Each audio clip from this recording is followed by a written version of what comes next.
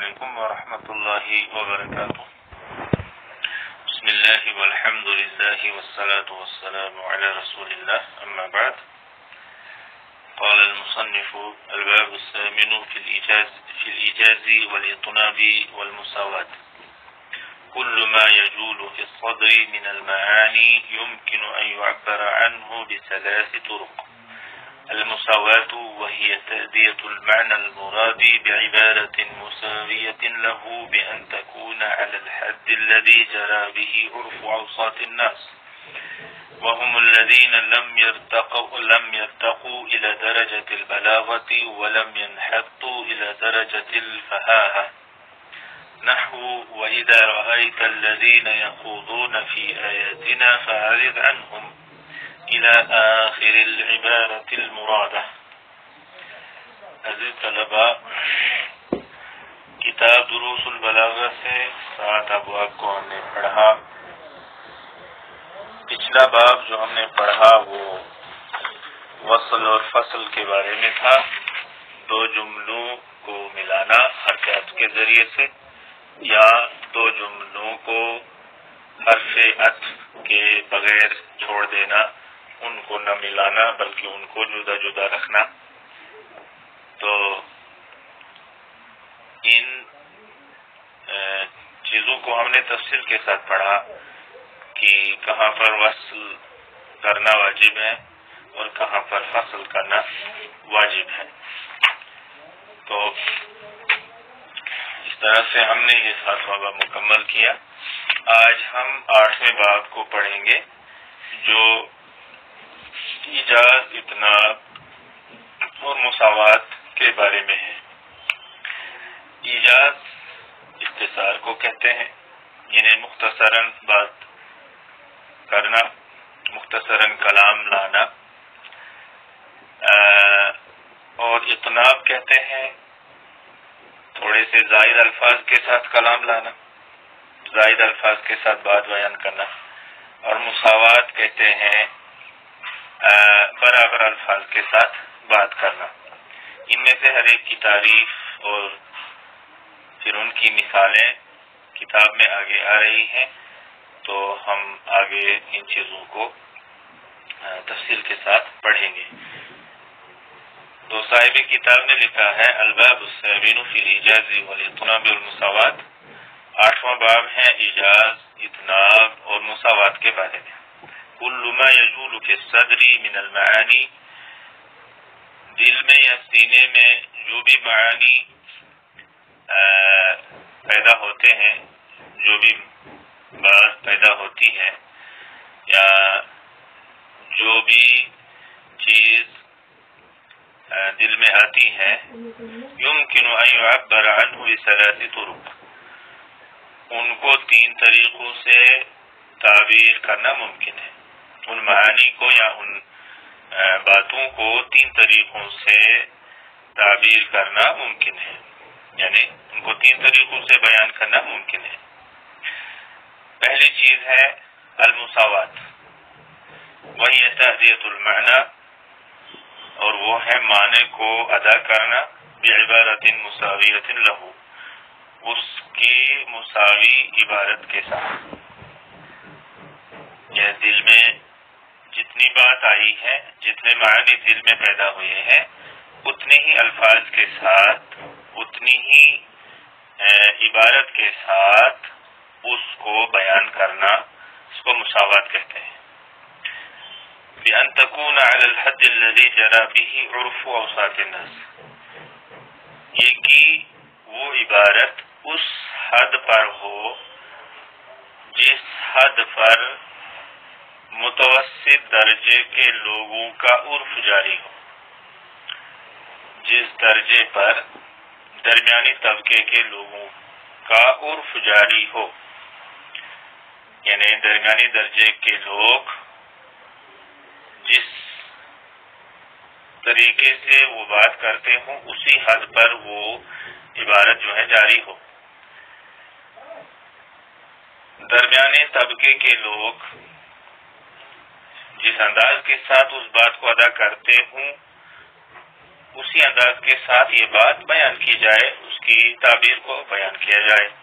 اب اوساط عرف و اوساط الناس سے مراد کیا ہے، یا اوساط الناس سے کیا مراد ہے؟ وهم الذين لم يرتقوا الى درجۃ البلاغہ، یہ وہ لوگ ہوتے ہیں جو بلاغت کے درجے تک نہ پہنچے ہوں، نہ چڑھے ہوں۔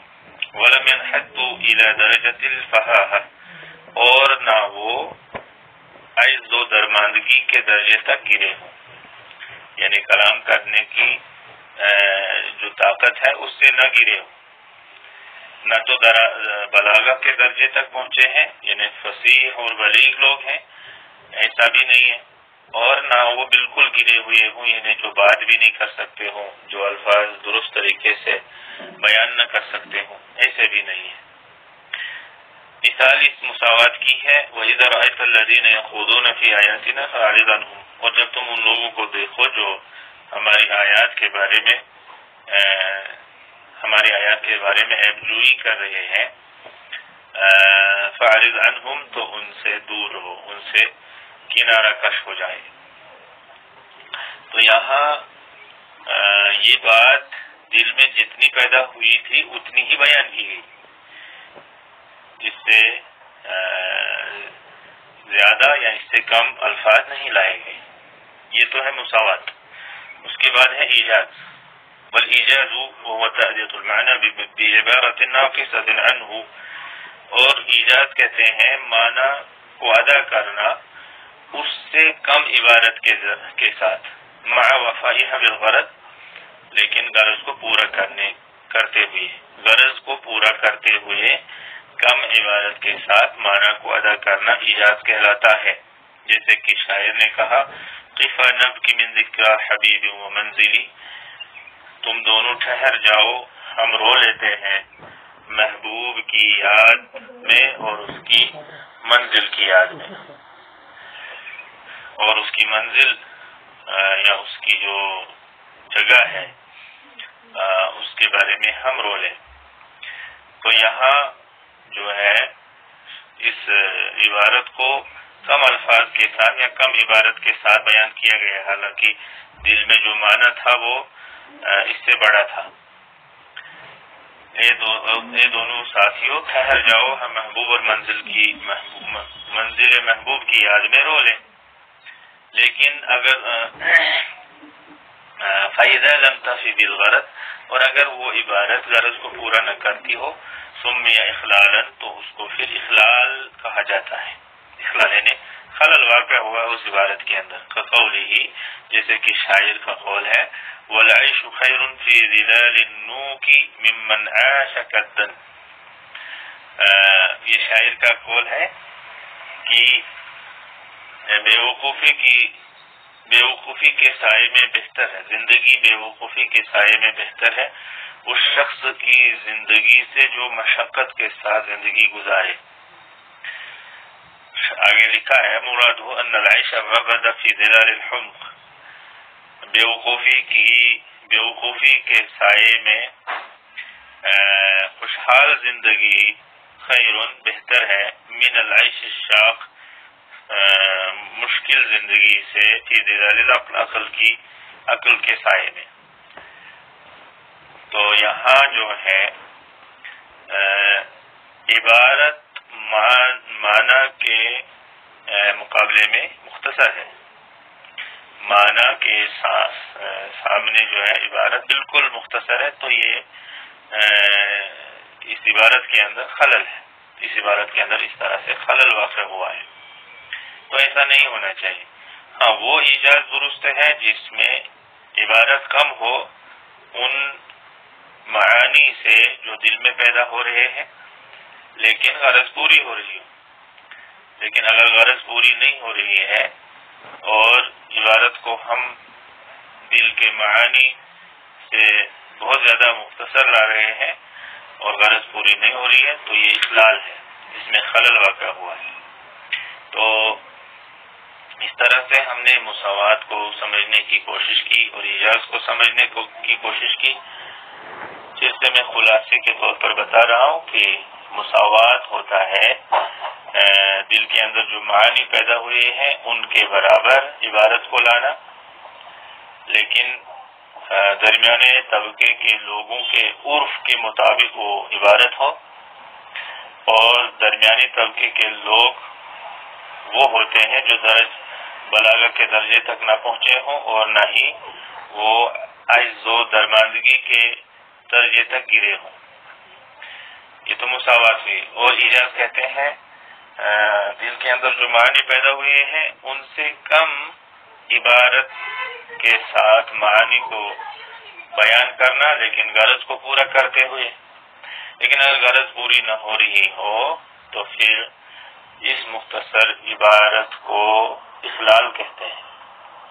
پھر اس میں اخلال پیدا ہو رہا ہے یا خلل پیدا ہو رہا ہے، تو ایسا نہیں ہونا چاہیے. بہرحال یہیں پر رکتے ہیں، باقی چیزیں انشاءاللہ آئندہ دروس میں ہم پڑھتے رہیں گے. اللہ تعالی ہمیں توفیق سے نوازے. والسلام علیکم ورحمۃ اللہ وبرکاتہ.